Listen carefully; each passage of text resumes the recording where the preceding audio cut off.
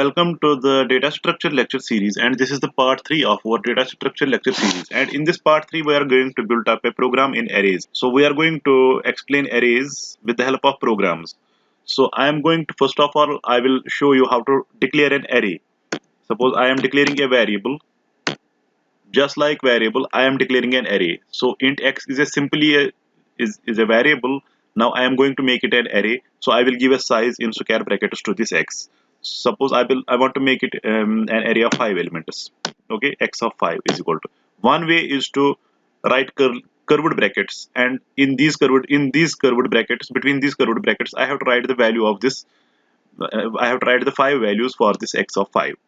So first of all, I will use this way to declare an array. This is one way where a programmer can by himself declare an array here.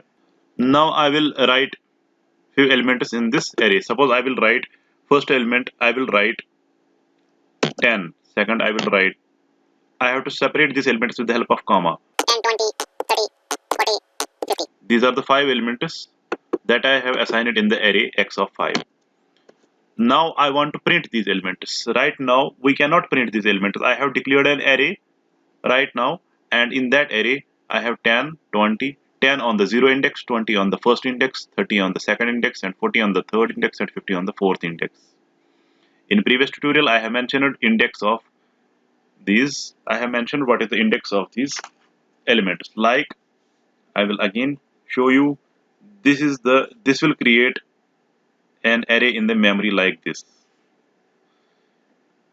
This is a single dimensional array x, and this has 5 elements: 1, 2, 3, 4, and 5. And in the first element there is 10. In the first address there is 10. I mean to say 0th address, 1st address, 2th address, 3rd address, and 4th address. And the second element of this array is 20. Third element of this array is 30. Fourth element of this array is 40, and fifth element of this array is 50. This is all created in the memory. Now I want to access these elements, print these elements of the array, or access these elements. So first of all, I want to change the value of this second element. This is the second element in my array, and the second element of my array is 30. I want to change this 30. I want to replace this 30 with, suppose, 60. I want to replace the 30 with 60. What I have to do, I have to access the second element of the array. So I have to access x of, this is the second element. You can see here, this is second element, and the element is 30. This is this one, this element. So I will write x of 2. I will assign it another value, suppose 60. Now I will see whether my array has been changed or not. I will print my array.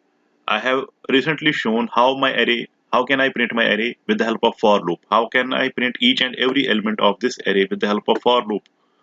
I will use for loop here. For I is equal to 0, I is less than or equal to 4, I increment. But we will get one error in our program. The declaration of I is not declared as int. It is an integer. It is holding an integer values. So I have to declare I as integer in the top of the program. I can declare it in the top. I can declare it also with this for loop. I can write for int I is equal to. For int I is equal to. This is one way to declare I. But if I am using I in next for loop, after this for loop I am using again a for loop, then I have to declare it again. So I want to declare it once. So I will declare it at the top of the program. That will be for every for loop, comma I. So integer is this array, whole array, and also the integer is this I. So I have declared both things under the integer values. So the data type of both things is integer. First thing is the array, and second thing is this I. This I is the variable, simple variable that I am using in this for loop. So I is equal to 0, I is less than or equal to 4, I plus plus. So what I want to print? I want to print whole of the array. So I will write here printf %d comma x of I. First time I is 0, and it will print 0th element, that is 10. that is 10. You can see here that is 10. First of all, this will print this because I is this time 0. After this, I will get increment and I will become 1. Then it will print the 1 element, that is 20. That is which is on the first index, one index of this x of 5 array, and that is 20, and that 20 will get printed. After that, 30 will get similarly printed, 40 will get printed, 50 will get printed. But instead of this 30, we have replaced this 30 with the 60 here. So our array will be 10, 20, 60, not 30, 60, 40, and 50. I will run this. We have got an error because we have not mentioned the terminator here. I will again run this and we will get an array.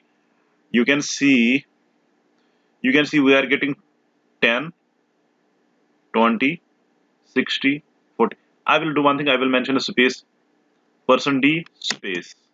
So this value will get printed and that space will be after that value. Again the value will get printed at one location, 20 will get printed, and then space will come again. I will run it again. I will run it. You can see the result. Result is 10, 20, 60, 40, and 50. Not 30. This is 60. This was 30 initially, but now it is 60 because we have changed it. We have accessed the second element here. Second element is 30. We have replaced it with 60. This was one way of declaring array. Another way is to only declare array like this. These elements I will not mention here. I will declare only array with size 5. Okay. So I can do one thing. I can manually enter the items in this array.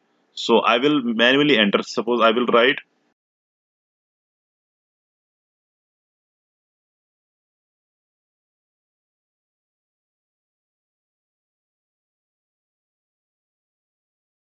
Now I have created array by manually entering each and every item. Now I can run this program again.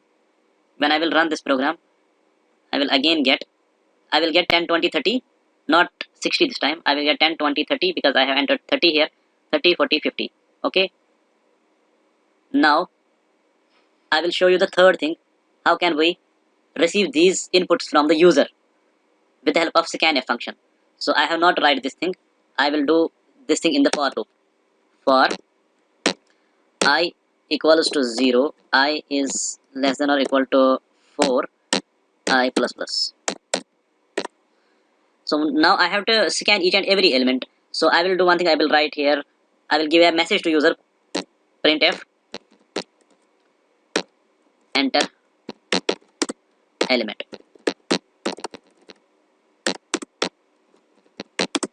Enter element. Then I will post a new line here so that each and every element will come in the next line. Okay. After that, the user will type something. Okay. The user will type something and that will be under scanf. So that I have to scan that item. So I will write here %d. During scan I have to write AND symbol because it holds the address where if someone enters some value, that is to be stored at any address. What is the address? Address is x of 0. Another address is x of 1. Another address is x of 2. So and every address is in the I. I is holding 0, 1, 2.